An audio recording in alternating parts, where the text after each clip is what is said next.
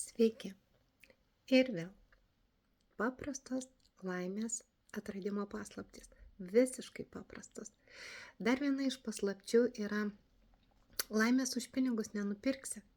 Ir jeigu mes paimtumėm, kiek mes laiko praleidžiame galvodami apie pinigus, apie eurus, kaip juos uždirbti, iš kur jų gauti, kaip mes ištisai galvojame būtent apie pinigus.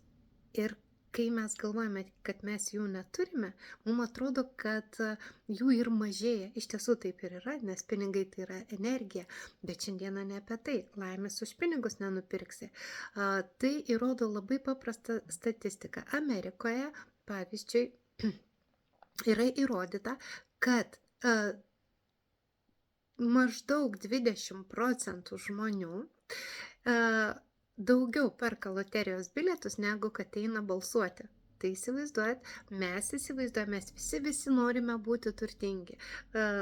Mes įsivaizduojame, kad turtas tai yra galia. Galia, su turtu mes gausime galią. Ir ar mes tapsime laimingesni? Ne. Ar turtingesni žmonės yra laimingesni už paprastus žmonės? Ne, nes gražūs dalykai atsibosta, greitai reikia naujų žaisliukų, naujų automobilių, kitokių markių ir visa tai atsibosta. Laimės už pinigus nenupirksi.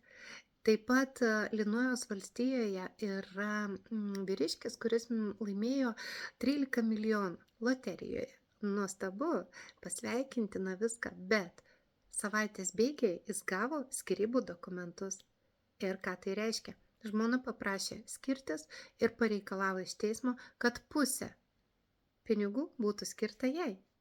Jinai norėjo, kad tie pinigai būtų jos. Nesvarbu, kad jos vyras laimėjo. Ir čia dar įrodo, kad laimės už pinigus nenupirksi. Dar yra tokia dabar, jau manau, kad jau plačiai paplitus tokia bendruomenė kaip minimalistai. Tai yra žmonės, kurie naudoja mažiau, stengiasi dirbti mažiau. Jie mažiau, aišku, ir uždirba tuo momentu, bet jie visko vartojimą mažina iki minimumo, minimalistai.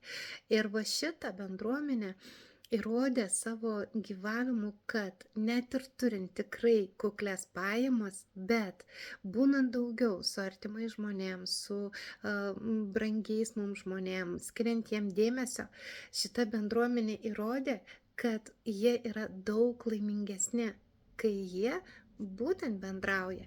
Pasaulyje yra sudaryta daug sąrašų apie laimę. Viename iš jų skaičiau, kad yra 20 punktų. Ir visus juos, čia yra jau statistika surinkta ir atsakant į juos, ten tokie punktai kaip apkabinimas, ar tau suteikia laimės, ar tau suteikia laimės pokalbis nuoširdus, ar tau suteikia laimės arbata su artimu žmogum. Ir vienas iš šitų punktų 20 buvo, ar tau laimę suteikia finansinis kito žmogaus stabilumas arba tavo paties. Ir kaip įdomu, iš 100 žmonių praktiškai 95 žmonės atsakė, kad būtent šitas 20 punktas nesuteikia laimės. Tas finansinis stabilumas, jeigu tik jis bus mūsų gyvenime, mums daug ko trūks ir mes atrodysim vis tiek nelaimingi.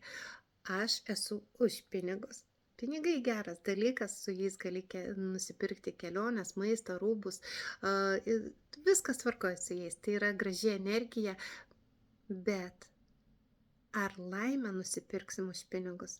Čia didelis klausimas. Ir jį turim kiekvieną savo atsakyti, kasgi man yra laimė. Tai dar viena paslaptis. Laimės už pinigus nenusipirksi. Su jumis Elygė ir skaičių magija.